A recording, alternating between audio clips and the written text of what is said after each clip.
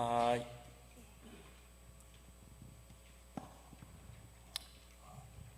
오늘 또 많이 나와주셔서 감사합니다. 여러분 앉는 자세는 이렇게 바른 자세인가요? 허리가 바른 자세인가요? 저도 좀 약간 거북목이 있어서 앞으로 이렇게 쏠리는 현상이 있는데, 그러다 보니까 이제 어깨가 이제 접어지는 거죠. 손을 한번 이렇게 해보시겠습니까? 손을 이렇게. 이걸 붙여보세요, 여기다가. 그 다음에 손의 방향을 이렇게 돌려보세요. 자, 이 상태에서 그냥 손만 이렇게 쭉 뻗어보세요. 이거 붙어야 돼요. 떨어지면 안 됩니다. 자, 그러면 자세가 자연스럽게 이렇게 세워집니다. 한번 해보세요. 뻐근할 거면 시작. 자세가 바른 분들, 저는 억소리가 났는데 이한수 장로님 그 자세 아니에요. 네, 장로님 참 코미디 그렇게 하는 거 아니에요. 다시 자세 그냥 손을 이렇게 한다고 쳐요. 처음부터 손을 이렇게 방향이 이쪽 방향으로 가는 겁니다. 시작.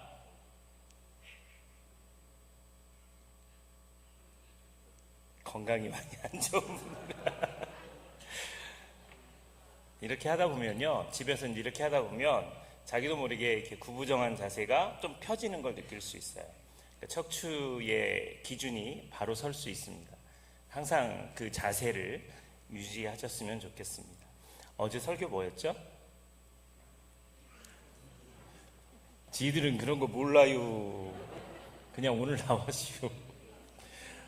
군중에 대한 이야기를 했습니다. 그래서 잘못된 군중은 개미들의 죽음의 행진 앤트밀과 같다. 호산나라고 하나님을 찬양하던 고백이 예수를 십자가에 못 박아라 이렇게 저주로 변한 것은 4일에서 5일밖에 되지 않았다. 어떻게 이렇게 빨리 변할 수 있는가? 어떻게 이렇게 잔인할 수 있는가? 어떻게 예수께 환호했던 입술이 예수님을 죽이라고 말할 수 있는가? 그게 어제 설교였습니다. 그래서 그 군중을 보고 우리가 질문했죠. 그 수많은 사람들 중에 단 한 사람이라도 십자가를 막으려 한 사람은 없었는가? 좋은 군중은 성령님의 인도하심과 하나님의 말씀을 받아서 삶이 변화되는 그런 군중이 좋은 군중이고, 그 교회가 남부 전원교회다. 네. 아멘 소리 나서 너무 감사해요. 예수님 뭐 타고 오셨죠?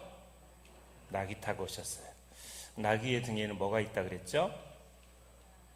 제가 이렇게 유머가 너무 많으니까 목사님 말이 진짜인가 뻥인지 영적인 분별력이 없는 사람들이 많아요. 만약에 제 말이 바로 믿어지지 않는다면 40일 금식을 권합니다. 분별력이 생깁니다. 나귀 그림 띄워주세요. 나귀의 등에는 이런 십자가 모양이 있습니다. 여러분 보이시는 쪽에 그 새끼 나귀도 있죠. 참 이거는 생물학적으로도 왜 그런지는 잘 몰라요. 그냥 보호색 때문에 그럴 것이다라고 이야기하지만 나귀의 등 뒤에 이렇게 십자가 모양이 있어요. 그래서 이건 신학적인 해석이 아니라 신앙적인 해석으로 예수님이 십자가를 지실 것을 미리 보여주는 상징적인 동물이 나귀가 아닌가? 이런 스가랴에서 예언한 말씀을 이루기 위해서 나귀를 타셨지만 예수님의 길은 처음부터 이 십자가의 길을 상징하는 것은 아닌가? 라는 메시지를 줍니다. 예수님의 십자가를 묵상하면서 주님이 나를 위해 죽으셨다. 이것도 중요하지만 한 걸음 더 나가서 그 십자가 앞에서 나는 누구인가? 나는 십자가 앞에 서 있는가? 이 물음이 중요합니다. 한번 따라해 보시죠. 십자가 앞에서 나는 누구인가? 나는 십자가 앞에 서 있는가? 마이크 하지 말고 한번 해보실래요? 여러분만. 나는 십자가 앞에 서 있는가? 십자가 앞에 서 있는 게 중요합니다. 사실 군중을 향한 질문이었지만 동시에 우리 자신들을 향한 질문이기도 합니다. 만약에 여러분이 그곳에 있었다면 여러분은 예수님이 십자가에 지는 것을 반대하거나 예수님이 옆자리에 십자가에 같이 지겠다고 나설 수 있는 사람인지 한번 돌아보았으면 좋겠습니다. 오늘 군중에서 뛰어넘어서 한 개인들로 넘어가겠습니다. 두 명의 사람이 있습니다. 예수님의 체포와 재판과 십자가 사건에 두드러지는 두 사람이 있는데, 한 사람은 베드로입니다. 그리고 또 한 사람은 요한입니다. 오늘 이 두 사람은 모두 예수님의 제자입니다. 예수님을 사랑했고, 또 예수님께서 사랑하셨고, 예수님께서 선택하셨고, 예수님 곁에서 말씀을 들었고 기적을 보았던 사람들입니다. 최후의 만찬, 마지막 만찬의 자리에도 함께 있던 사람입니다. 그런데 십자가의 밤, 그 두 사람은 전혀 다른 자리에 서 있었습니다. 특별히 마태복음 26장 56절 하반절 말씀에 같이 한번 읽어보실까요? 시작. 이에 제자들이 다 예수를 버리고 도망하니라. 다 버렸어요. 제자들이 다 예수를 버리고 도망하였다. 여기서 중요한 것은 다입니다. 11명 중에 그래도 한 명은, 두 명은 남아있는 게 아니에요. 특별히 요한도 여기 남아있지 않아요. 다 버렸다는 거예요. 주님과 함께 끝까지 가겠다고 다짐했던 사람들, 하나님 나라를 꿈꿨던 사람들, 예수님을 위해 목숨이라도 바칠 것처럼 말하던 그 사람들, 예수님이 왕으로 오르시면 좌우편에 있겠다고 다짐했던 사람들, 그런데 싹 도망가 버렸어요. 우리 남부전원교회는 누가 예수님 옆에 남아있을까요? 누가 남아있을까요? 옆 사람 얼굴 한번 보세요. 그리고 이 사람은 관상으로 볼 때 예수님 옆에 남아있을 것 같다 하는 분, 자기 이야기가 옆 사람이 그런 것 같다 생각하시는 분 손 한번 들어보세요. 서상길 목사님은 누구 찍으신 거예요? 이태원 옆 사람이라 그러는데 앞 사람 말고, 앞뒤 사람은 안 돼요. 옆 사람만 됩니다. 제가 중학교 때 오총사가 있었어요. 절치는 친구들이었습니다. 그 중에서 제가 키가 제일 작았어요. 친구들이 아주 귀엽게 저를 자전거 앞자리에다가 태워놓고 아빠처럼 저를 데리고 다녔어요. 키가 진짜 작았어요. 그런데 그 친구들하고는 의리가 있어서 우리 어떤 일이 있어도 우정을 지키자 이렇게 다짐했던 친구입니다. 특히 남경태라고 하는 키도 크고 멋있고 잘생긴 친구예요. 근데 참 제가 좋아하고 또 그 친구가 내 친구인 게 자랑스러웠던 친구였는데, 정읍에서 저녁에 돌아다니다가 갑자기 택시기사 하나가 차를 세우더니 그 친구의 뺨을 때리는 거예요. 그리고 그 친구를 목덜미를 잡고 막 흔드는 겁니다. 너무 놀라서 우리가 다 도망갔어요. 여러분, 중학교 때, 중3 때, 지금 노지훈이 아니고 중학교 3학년 때, 또 제가 체격적으로 키가 작으니까, 그리고 저만 도망간 게 아니라 네 놈이 도망갔다니까요. 근데 이 아저씨가 막 소리 지르는데 우리가 그래도 경태에 두고 갈 수 없다 하고 다가갔어요. 이 아저씨가 하는 말이, 니들이 불꽃으로 이렇게 퓨 쏴가지고 자기 택시에 맞았다는 거예요. 그래가지고 우리는 그런 적이 없다고 이야기하는데 너희들이라고 막 따지는 거예요. 돌아와가지고는 그 오해를 풀고 막 그런 얘기를 했는데, 우리는 라이터도 갖고 있지 않고 우리는 그런 거 장난하지 않아요. 막 우리 교회 다녀요. 그러면서 이제 했는데 경태한테 미안한 거예요. 이 친구한테 너무 미안한 거예요. 50이 넘었는데도 지금도 미안해요. 가끔 만나면 그 얘기해요. 그럼 그 친구가 그런 얘기합니다. 그만 이야기해. 근데 미안함은 늘 남아요. 여러분, 그 정도가 아니에요. 실패의 아이콘은 베드로입니다. 다 도망갔는데 맨날 베드로만 쥐어 패는지 몰라요. 베드로는 3번 부인했으니까, 베드로는 공개적으로 실패했으니까, 그래서 실패의 대표자가 베드로예요. 근데 성경은 분명하게 말합니다. 다 도망갔어요. 예수님의 제자들이 모두 무너진 사건입니다. 그 무너짐 속에는 사람마다 서 있는 자리가 다 달랐어요. 누가복음 22장 54절에 예수를 잡아 끌고 대제사장의 집으로 들어갈새 뭐라고 나와 있죠? 멀찍이 따라가니라. 베드로가 핸드폰을 받으세요. 베드로가 멀찍이 따라갑니다. 저는 이 구절이 마음이 아파요. 뭐냐면 주님과의 거리가 멀찍입니다. 다른 놈들은 다른 놈이라고 하는지 다른 제자들은 모르겠고 일단 베드로는 멀찍이라도 따라가잖아요. 이게 쉬운 게 아니에요. 완전히 떠난 것은 아니지만 아예 사라진 것도 아닙니다. 주님을 완전히 버린 것도 아니지만 완전히 따라가는 것도 아닙니다. 그 단어가 멀찍이에요. 이 단어 하나에 베드로의 상태가 그대로 묻어 있는 겁니다. 사랑은 있는데 두려워요. 마음은 가는데 발은 멈칫합니다. 주님을 놓고 싶지는 않은데 주님과 같이 잡히고 싶지는 않아요. 그래서 베드로는 따라가되 가까이 가지는 않습니다. 여러분, 우리가 갖고 있는 이 스마트폰에는 우리의 위치를 정확하게 잡아주는 장치가 GPS 장치가 있어요. 그 우리의 위치는 사랑이 있으나 담대함은 없고 충성의 마음은 있으나 결단이 부족해요.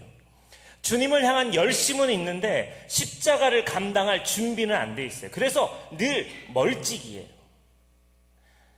이 멀찍이라고 하는 이 상태가 이 시대 우리 성도들의 영적 상태를 그대로 말합니다. 너무 정확하게 보여주는 단어라고 생각해요.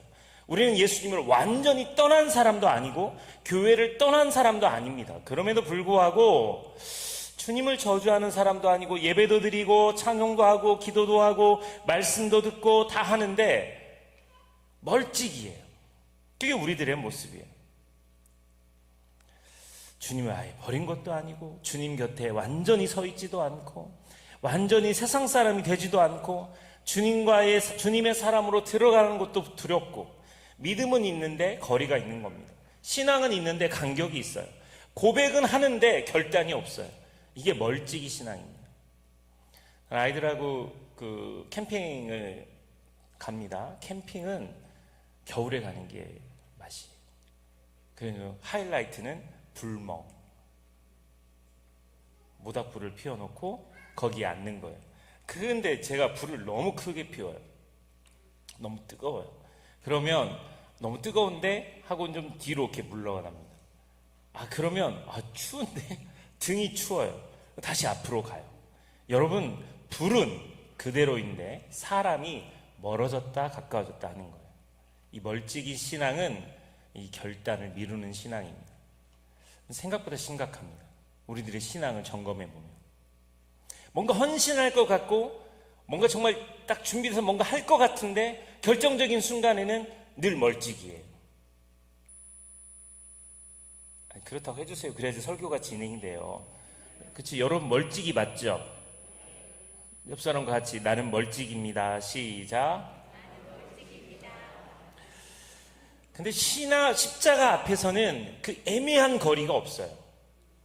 왜냐하면 중간지대가 없는 게 십자가의 사건이거든요. 예수님 체포당하고 조롱당하고 신문받고 버림받는 그 현장에는 적도 아니고 제자도 아니다. 이 중립이 통하지 않습니다. 십자가를 같이 질 것인지 아니면 등을 지든지 그렇게 해야 되는 거예요. 멀찍이는 안전해 보이지만 사실은 가장 위험한 자리이기도 해요. 이 자리는 개입하지 않는 자리이고 책임지지 않는 자리이기도 합니다. 결국은 고백하지도 못하는 자리이죠. 베드로 보고 왜 이렇게 약했을까? 왜 3번이나 부인했을까? 조금만 더 버텼으면 되는데. 예수님 미리 힌트를 주셨잖아요. 3번 부인할 거라고 이야기하셨잖아요.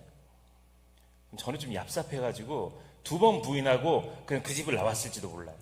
나 3번은 안 해요? 나 안 했어요. 예수님의 말에 반박하고 싶어서 그랬을 것 같아요. 근데 첫 번째 부인하고 두 번째 부인할 때 자꾸 죄송해요. 사도를 자꾸 이렇게 비하하는 발언을 베드로가 두 번째 발언할 때 세 번째까지 발언할 걸 왜 몰랐을까요? 닭이 울 걸 왜 몰랐을까요? 지금 예수님 말씀하신 그 전개대로 가고 있는 걸 왜 흐름을 모를까요? 그러니까 이게 사실 이 제자를 이야기할 게 아니에요. 여러분, 감옥에 가본 적 있으세요? 영창에 가본 적 있으십니까? 인생에 그런 경험 한번 있어야죠. 구치소도 한번 들어갔다 오고. 그런 적 없어요? 보통 사람은 그런 적이 없죠. 근데 제가 군대 이야기 하잖아요.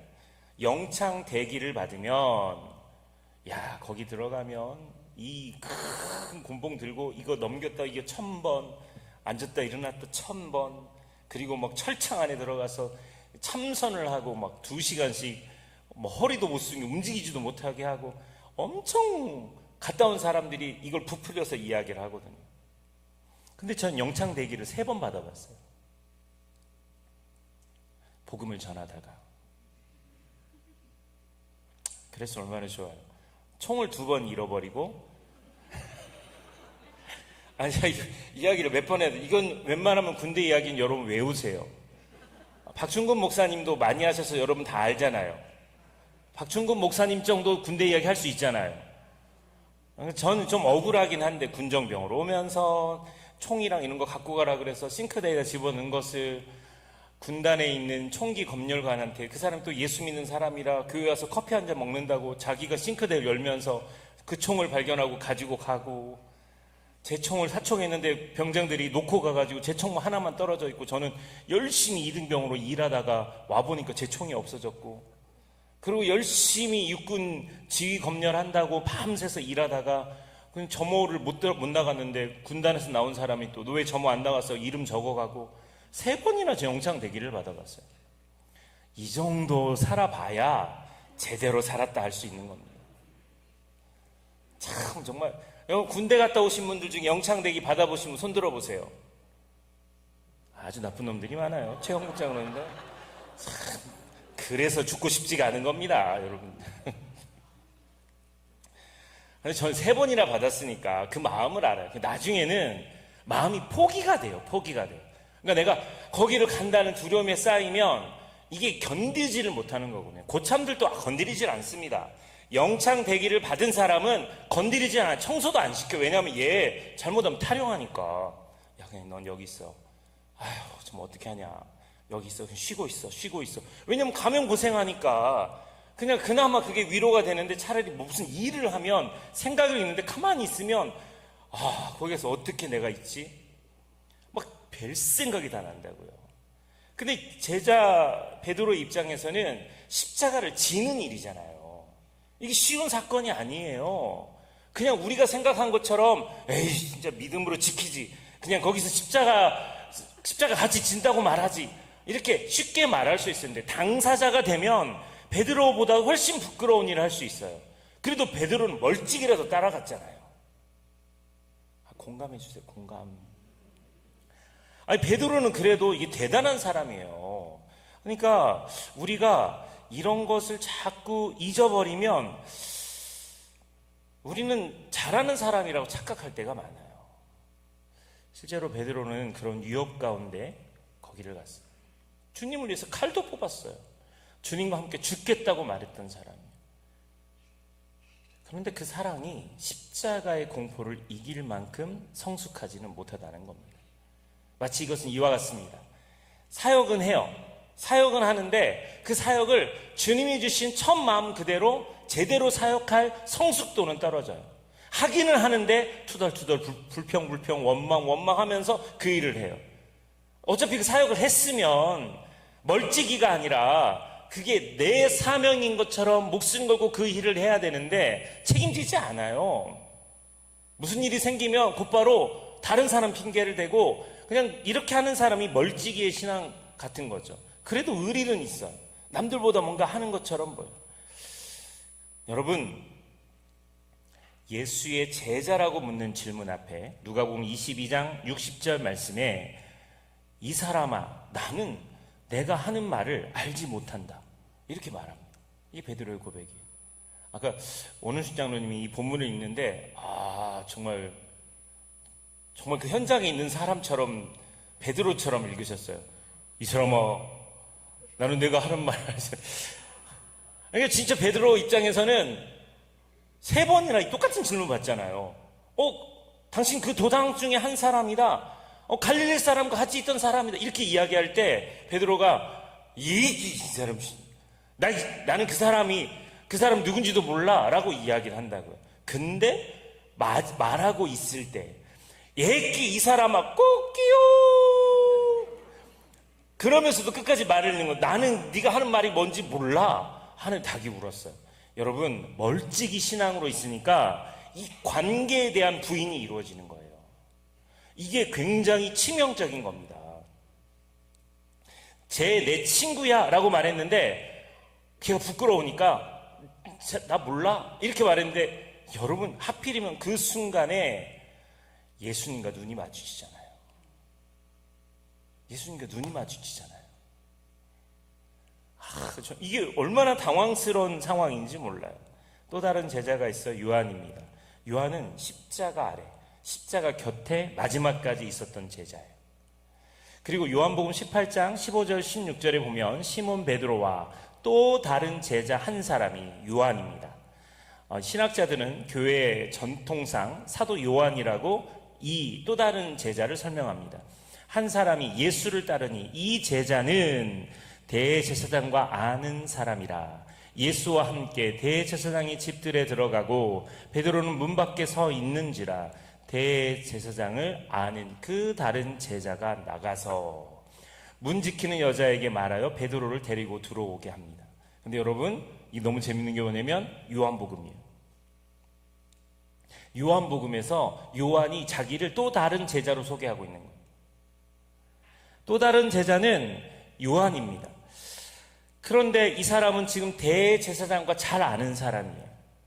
그러니까 베드로는 멀찍이 예수를 쫓아가지만 지금 요한은 예수님이 신문 받는 그 자리에 있는 거예요. 요한복음에는 그곳에 대리석이 깔려있는, 박석이 깔려있는 것을 구체적으로 설명해요. 현장에 있던 사람만 아는 이야기죠. 요한은 그것을 분명하게 하는 사람입니다. 이 사람은 어떤 배경으로 그곳에 있냐면 자기 아버지가 세베대예요. 금수저입니다. 금수저. 서상길 목사님의 아버지는 저쪽 충청도 어디 산 속에서 있던 흙수저. 나는 그게 왜 자랑인지 모르겠지만 서 목사님은 뭐 새 알 빼가지고 구워 먹은 거, 개구리 뒷다리 구워 먹은 것이 평생 자랑이에요. 서 목사님은 전쟁이 나거나 지구가 종말할 때 자기는 살아남을 수 있다고 자랑하시는 분이에요. 중고등부 아이들에게. 도대체 무슨 의미가 있는지 모르겠어요. 그리고 고성훈 목사님에게, 이 신장이 약한, 심약한 고성훈 목사님에게 길다란 지렁이를 맨손으로 들고 협박한 잔인한 사람이에요. 여러분, 금수저들은 지렁이 안 만집니다. 개구리 뒷다리 안 먹어요. 새알 구워 먹지 않아요. 할렐루야.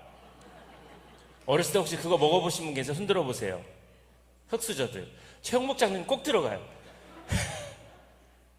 그러니까 세베대 아들 요한은 아예 출신 배경 자체가 달라요. 아예 달라요. 너무 잘 사는 사람이에요. 마가복음 1장 19절 20절에 요한이 예수님 만나고 난 다음에 조금 더 가시다가 세베대 아들 야고보와 그 형제 요한을 보시니 그들도 배에 있어 그물을 깁는데 곧 부르시니 그 아버지 세베대를 품꾼들과 함께 배에 버려두고 예수를 따라가니라. 품꾼들과 함께라고는 이 말의 포인트가 세베대는 그냥 겨우 먹고 사는 영세 어부가 아니었어요. 베드로 같은 경우도 자신의 배가 아닙니다. 장모님의 배였어요. 그런데 세베대는 아예 영세 어부가 아니라 이 품꾼 어부들을 둘 정도로 대단한 사람입니다. 어느 정도 이 재력이 있었냐면 1세기 갈릴리의 어업은 단순히 개인 생계뿐만 아니라 이 갈릴리 바다의 어업은 유통망, 세금체계, 공급망 이런 것들이 연결되어 있어요. 그러니까 세베대는 그 거래, 납품, 그 이동이 연결된 산업 구조의 핵심 인물입니다. 그들 뒤에 누가 있냐면 대제사장이 있는 거예요. 그러니까 어렸을 때부터 요한이라고 하는 인물은 대제사장 아저씨들과 친한 사람인 거죠. 그러니까 예수님이 신문 받는 그 자리지만 요한은 예수님의 제자이고 그럼에도 불구하고 그 자리에 있는 겁니다. 여러분, 우리는 요한을 영웅시 취급할 때가 많지만 요한은 상대적으로 그 자리에 있을 수 있는 조건을 가지고 태어난 사람이에요.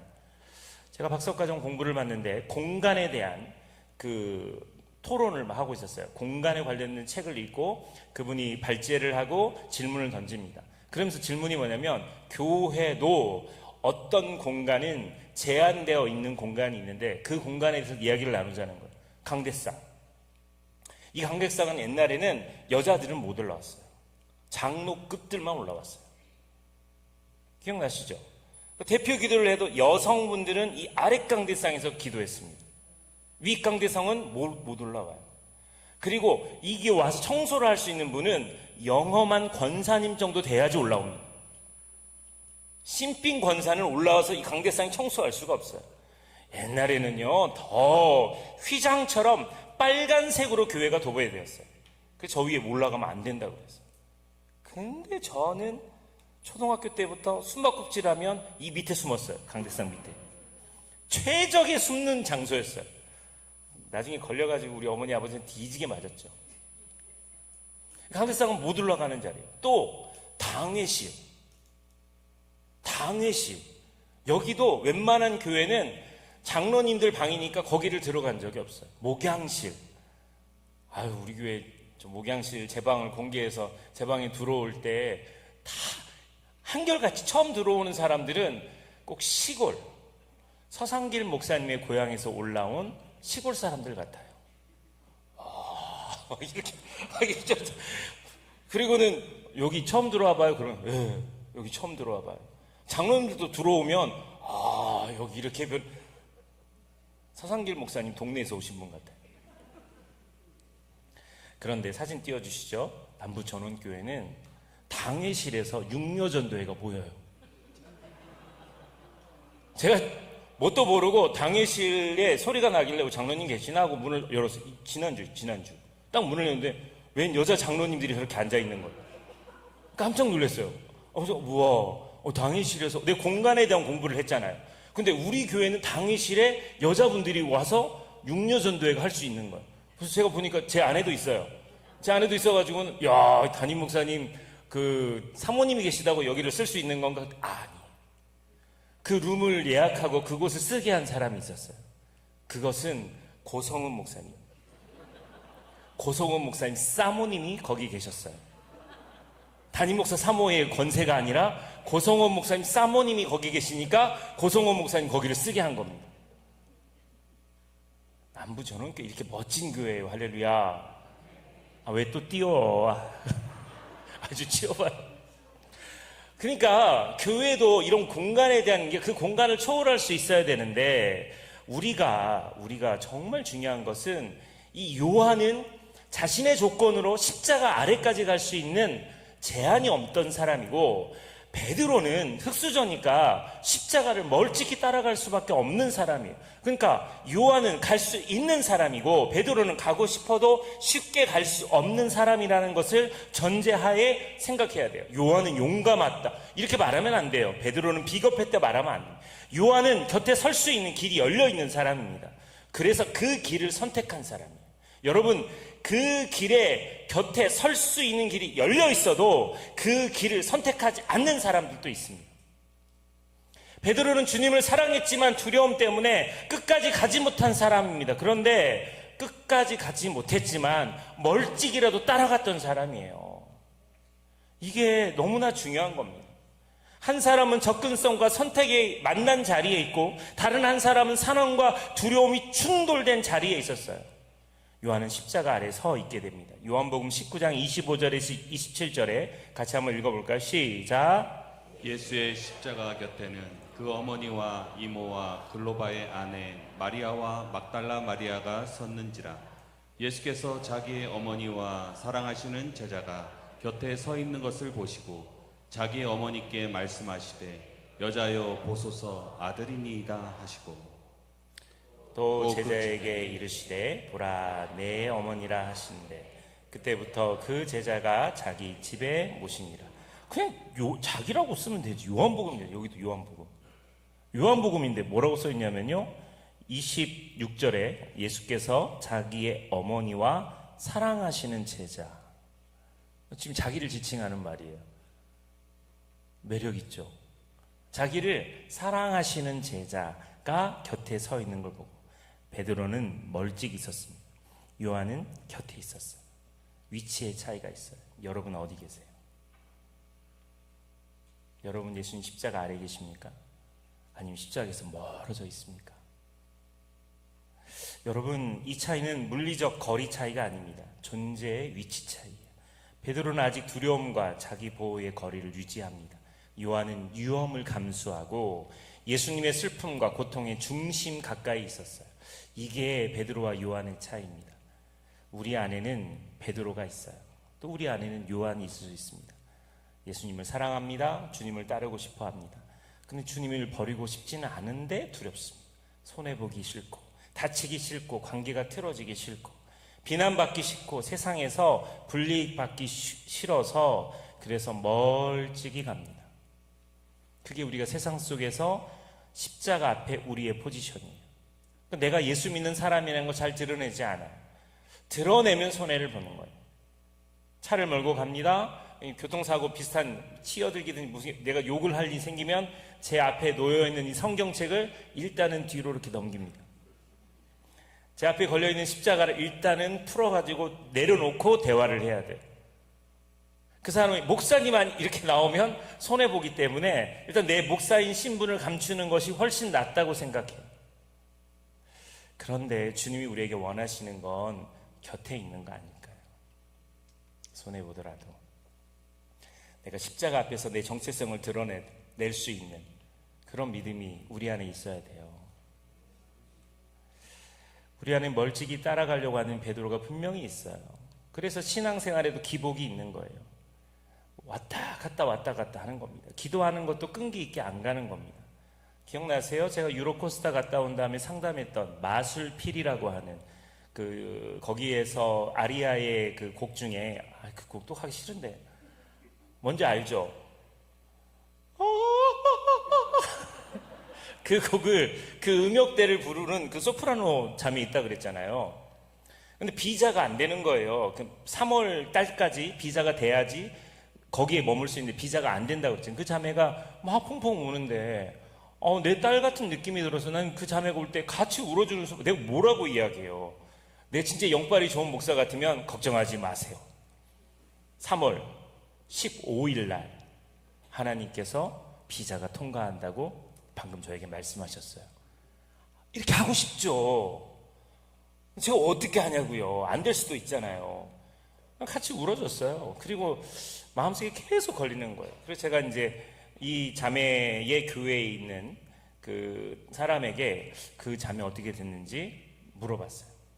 목사님 근데 아직 문제가 해결되지 않았어요. 일주일밖에 안 남았어요. 마음이 절렁 내려요. 비자 안 되면 그냥 곧바로 쫓겨나는 거니까. 근데 이 자매한테 연락이 왔어요. 목사님 감사해요. 비자가 통과됐어요. 비자가 뭔지 몰라서 아멘을 못하는 거예요? 외국에 나가 살려면 비자라는 게 있어요. 비자 카드 말고. 정말 이 자매에게는 이게 지금 독일에서 머물 수 있는지 쫓겨나는지에 대한 아주 굉장히 중요한 기로예요. 만약에 나가게 되면 어떻게 살아야 될지 막막한 겁니다. 근데 이 자매가 마지막 하루 남겨놓고 비자의 문제가 해결된 거예요. 믿음이 엄청 좋아졌어요.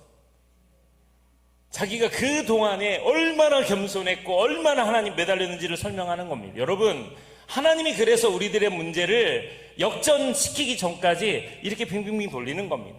우리는 예배도 해요. 성경도 읽습니다. 교회 공동체 안에 있어요. 근데 십자가 앞에는 우리가 없어요. 이게 사실 우리들의 모습이라고요.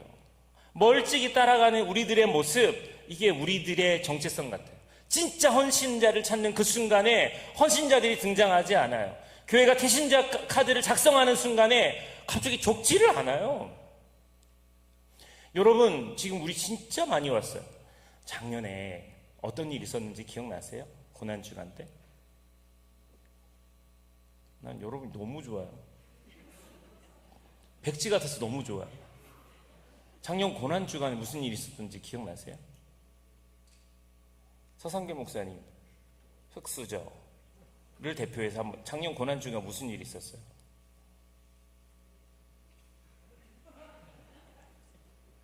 지렁이나 잡을 줄 알지. 고성호 목사님, 저 위에 계시군요. 작년 고난주간 때 제가 설교에 올라와서 웃지도 않고 유모도 하지 않고 묵직한 설교 한 방을 날렸던 날이 고난주간 첫째 날이었습니다. 그때는 지금처럼 성도가 많지도 않았어요.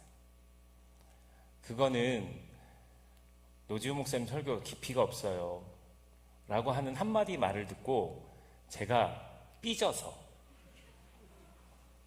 나도 묵직한 설교를 할 수 있다 신학적으로 깊은 설교를 할 수 있다. 그걸 못해서가 아니라 지금 내가 하는 이 스타일의 설교가 더 어려운 거다. 그걸 보여주고 싶은 객기에 설교를 했어요. 기억나시죠?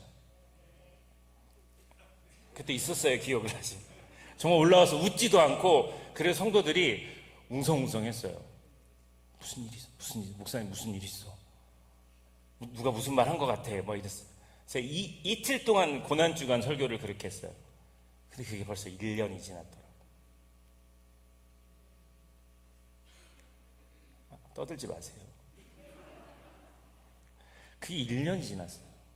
그러면 저를 한번 생각해 봤어요. 아유, 정말 이거밖에 안 되나. 창피하기도 하고 부끄럽기도 하고. 목사님, 제가 그런데 여러분들은? 여러분 안 그러시군요. 진짜 남부전원교회 담임 목사의 믿음보다도 상관하지 않고 진짜 요한처럼 신실하게 지키는 사람들이 참 많아요. 우리 백성환 집사님 가장 먼저 와서 25인승 차를 운행을 시작합니다.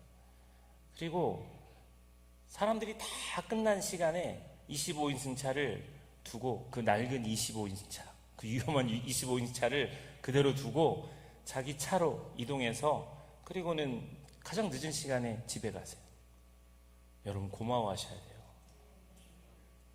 곽동수 간사님, 저기 지금 야외 주차장에 혼자 올라가서 용접을 혼자 하면서 그걸 지붕을 만들고 있어요. 대단하신 분이에요. 고마워하세요. 주차하시는 분들, 그리고 식사를 준비하시는 분들, 한 분 한 분이 정말 요한처럼 십자가 앞에서 그 일들을 하시는 분들이에요. 너무 감사한 분들이에요. 우리 교회는 그런 분들이 많아요. 그러니까 돌아가는 거예요. 여러분, 멀찍이 서서 부인하지 말고 여러분 십자가 앞에 온전하게 나아갔으면 좋겠습니다. 그것이 우리가 해야 될 일입니다. 누가복음 22장 61절 62절에 주께서 돌이켜 베드로를 보시니, 베드로를 봤어요. 갑자기 생각이 났어요. 그리고 밖에 나와서 대성통곡합니다. 근데 주님의 시선을 한번 생각해 보세요. 주님이 어떻게 보셨을까요? 소리가 들린 거예요. 이 사람아, 난 저 사람 몰라 하고 있는데 이렇게 쓱 봤는데 예수님하고 베드로하고 눈이 마주쳤어요. 지금 예수님 지금 채찍 맞고 완전 지쳐있는 상태예요. 어떻게 보셨을까요? 제가 진짜 예수님이라면 이렇게 봤을 것 같아요. 새끼. 진짜 제가 예수님이라면, 너 속으로 너 내가 3번 부인한다 그랬지, 다 울면 너 근다 그랬지, 이걸 예수님 말씀하고 싶지 않았을까? 근데 베드로의 눈에 바라본 예수님의 시선은 전혀 다를 거라고 생각해요. 괜찮다. 괜찮다. 괜찮아. 피해. 여기를 벗어나. 빨리 벗어나. 그런 시선이지 않을까요? 누가복음 22장 32절에 그러나 내가 너를 위하여 내 믿음이 떨어지지 않기를 기도하였노니, 여기서 베드로를 이야기합니다. 이렇게 이야기합니다. 너는 돌이킨 후에, 나랑 눈이 마주친 후에, 닭이 운 후에, 3번 부인하고 밖에 나가서 울고 난 후에 내 형제를 굳게 하라. 예수님 베드로를 실패로 보시지 않았어요.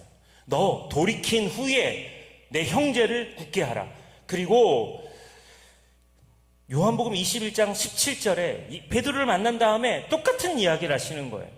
이르시되 내 양을 먹이라 라는 이야기를 하신 겁니다.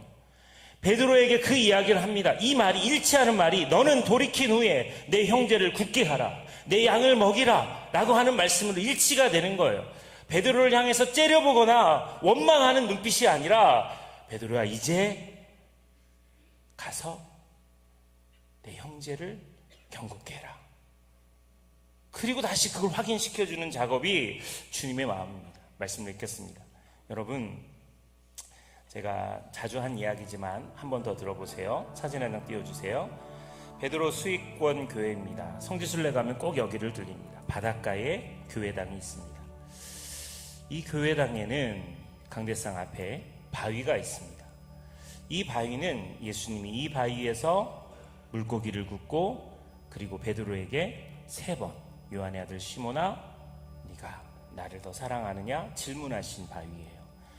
저는 성지순례 가서 이 바위를 맨 마지막까지 지켰던 사람입니다. 그리고 거기서 갈릴리 바닷가에서 주님은 시몬에게 물으셨네요. 사랑하는 시몬아 넌 날 사랑하느냐? 오 주님 당신만이 아십니다. 이 찬양을 부르면서 나를 좀 돌아봤어요. 근데 진짜 나는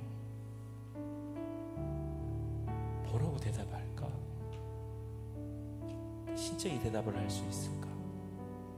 내 이름을 꺼내서 이 찬양을 부르는데 못 부르겠더라고요. 그냥 펑펑 울었던 기억이 나요. 저 때문에 차가 지연됐어요. 근데 계속 마음이 여운이 남는 거예요. 우리 같이 이 찬양을 부르실 때요, 주님이 여러분에게 질문하는 질문을 다시 한번 들었으면 좋겠습니다.